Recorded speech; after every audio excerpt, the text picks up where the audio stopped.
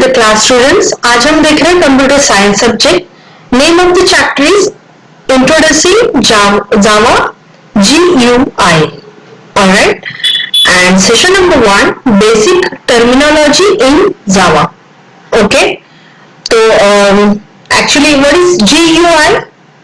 Yes, GUI means graphical user interface. Alright, and Java क्या होता है?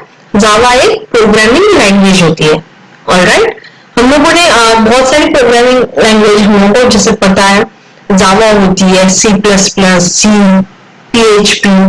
ओके, ऐसे बहुत सारी प्रोग्रामिंग लैंग्वेज होती है। And what is programming? Programming मतलब हम लोगों को एक कोड ऑफ इंस्ट्रक्शन बनाना पड़ता है और उसको एग्जीक्यूट करना पड़ता है। ओके, प्रोग्रामिंग के कुछ सिंटैक्स होते हैं, उसके सिंटैक्स के हिसाब से हम लोगों को एक प्रोग्राम बनाना पड़ता है और कोई भी एक प्रोग्रामिंग लैंग्वेज में उसको एग्जीक्यूट करना पड़ता है। ऑलराइट, और अलग अलग प्रोग्रामिंग लैंग्वेजेस का अलग अलग सिंटैक्स होता है। जैसे कि अगर C++ में प्रिंट स्टेटमेंट करने के लिए Cout होता है, वैसे जावा में system.out.println होता है। ऑलराइट, और ऐसे अलग अलग हम लोग प्रोग्राम में सिंटैक्स यूज करते हैं। और सी में जैसे printf होता है। ऑलराइट, तो इसमें डेटा टाइप्स यूज करते हैं हम लोग, जैसे इंटीजर, डबल, फ्लोट, कैर, स्ट्रिंग। ओके, तो ये हो गया प्रोग्रामिंग के बारे में।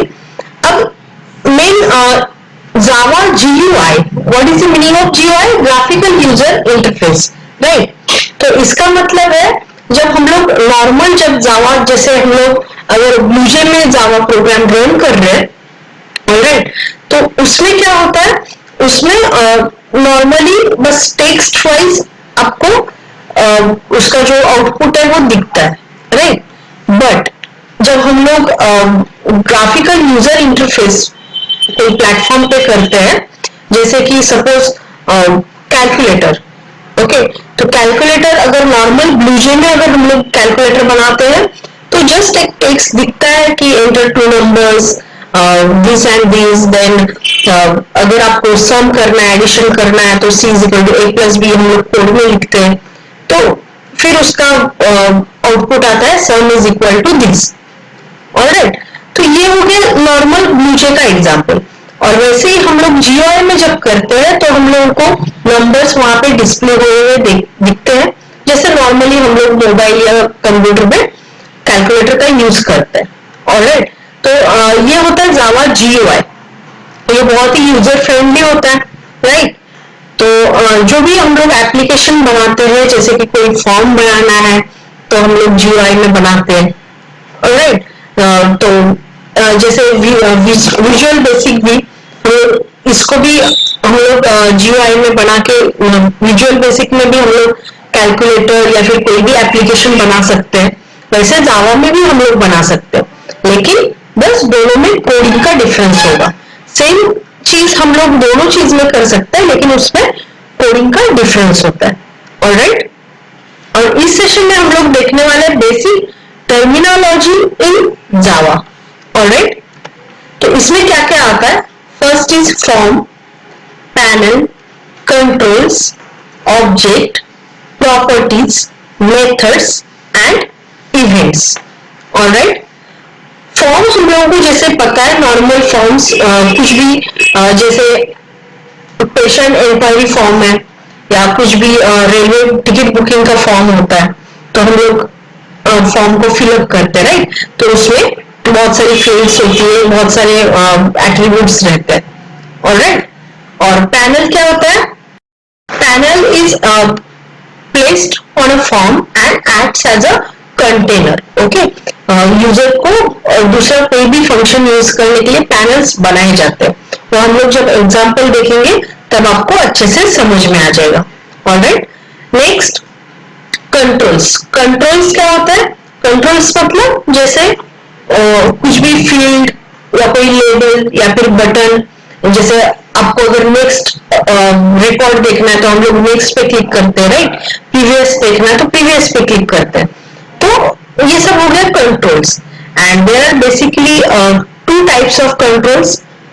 फर्स्ट इज पेरेंट कंट्रोल, जो मेन कंट्रोल होता है. पेरेंट कंट्रोल या फिर जो कंटेनर कंट्रोल हम लोग बोलते हैं, इसे कंट्रोल बोलते हैं. ये क्या करता है, it acts as a base, okay, on which other controls are placed. Alright, जैसे कि एक फ्रेम है, ओके, और उसमें अलग अलग कंट्रोल्स रखे जाते हैं, तो उसको बोलता है फ्रेम पैनल, उसको बोलते हैं parent control. Alright, and next type होता है चाइल्ड कंट्रोल. चाइल्ड कंट्रोल में क्या होता है, जैसे हम लोग अगर एक फ्रेम में, फ्रेम हो गया का पेरेंट कंट्रोल, उसमें अगर बटन्स होते हैं या फिर कोई भी टेक्स्ट होता है, टेक्स्ट बॉक्स होता है, तो इसको बोलते हैं child control. Alright, next is object. Object actually होता है कि जो भी ये फ्रंट एंड एप्लीकेशन होता है, ऑलराइट, तो ये जो जावा जीयूआई फ्रंट एंड एप्लीकेशन में जितना भी हम लोग को ऑप्शंस दिखता है, उसको हम लोग ऑब्जेक्ट बोलते हैं. एनीथिंग, ओके, जो भी हम लोगों को दिखता है. Next is properties. Next is properties.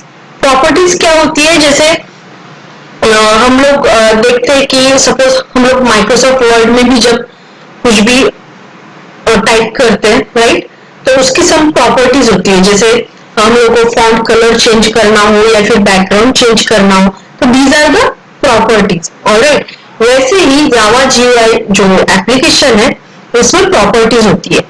Alright, जैसे कोई भी ऑब्जेक्ट, सपोज आपने कोई टेक्स्ट बॉक्स या टेक्स्ट फील्ड अगर इंसर्ट किया, तो उसकी कुछ प्रॉपर्टीज होती है, उसका बॉर्डर या उसका थिकनेस या फिर उसकी length.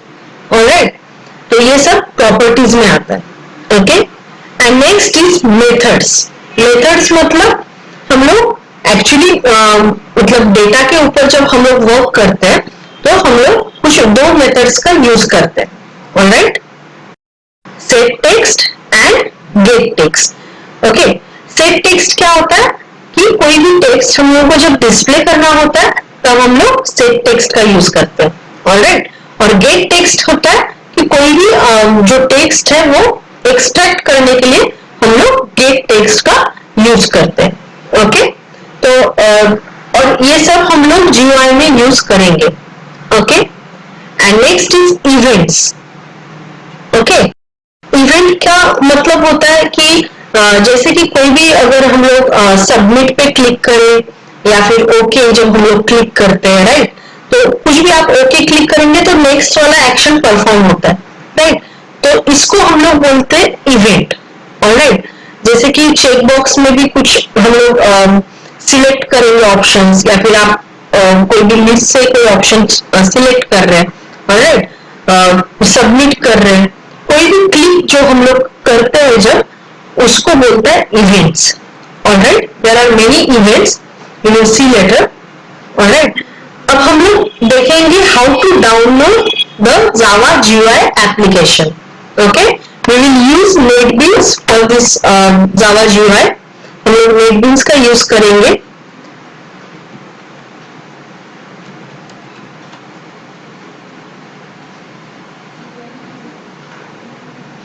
Now see, I have opened, then यहाँ पे नेटबीन्स डाउनलोड आ गया. फिर जब हम लोग गूगल में सर्च करते हैं, तब यहाँ पे नेटबीन्स आईडीई डाउनलोड आ जाता है. ये इसकी ऑफिशियल वेबसाइट है. ऑलराइट, आईडीई के बारे में मैं आपको बाद में बताऊंगी. ओके,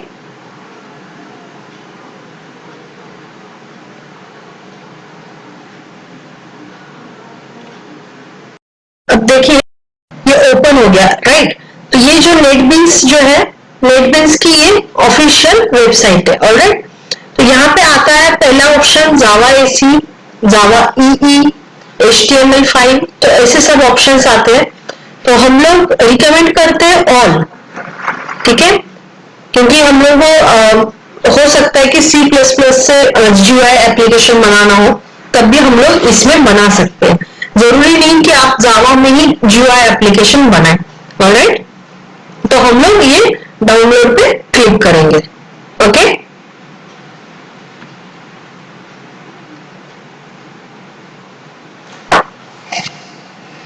देखिए यहाँ पे डाउनलोड स्टार्ट हो गया। ये जो नेटबीन्स है ये 8.2 है।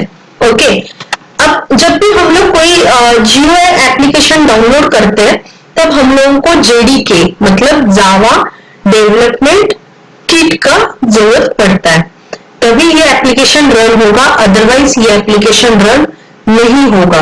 ऑलराइट, तो इसके लिए हम लोगों को JDK डाउनलोड करना पड़ता है। JDK, अब क्योंकि मेरा नेटबीन्स मैंने 8 डाउनलोड किया तो इसमें आपको JDK भी 8 ही डाउनलोड करना पड़ेगा। ये JDK की ऑफिशियल वेबसाइट है। ओके, और यहां से हम लोग JDK डाउनलोड कर सकते हैं। जब आप JDK डाउनलोड करेंगे, नाउ सी, तब यहाँ पे अलग अलग ऑप्शंस आएंगे। ऑलराइट, ये डेमोज एंड सैंपल्स है, ये हम लोग को नहीं करना है, यहाँ पे एक्सेप्ट करना है। और हम लोग को अगर आपके ऑपरेटिंग सिस्टम के अकॉर्डिंग आपको डाउनलोड करना पड़ेगा। आपका ऑपरेटिंग सिस्टम अगर 32 बिट है, 64 बिट है, तो हम लोग 86 या 64 वाला डाउनलोड कर सकते हैं। ऑलराइट, तो ये दो जब हम लोग डाउनलोड करेंगे तब हम लोगों को यहाँ पे डाउनलोड्स में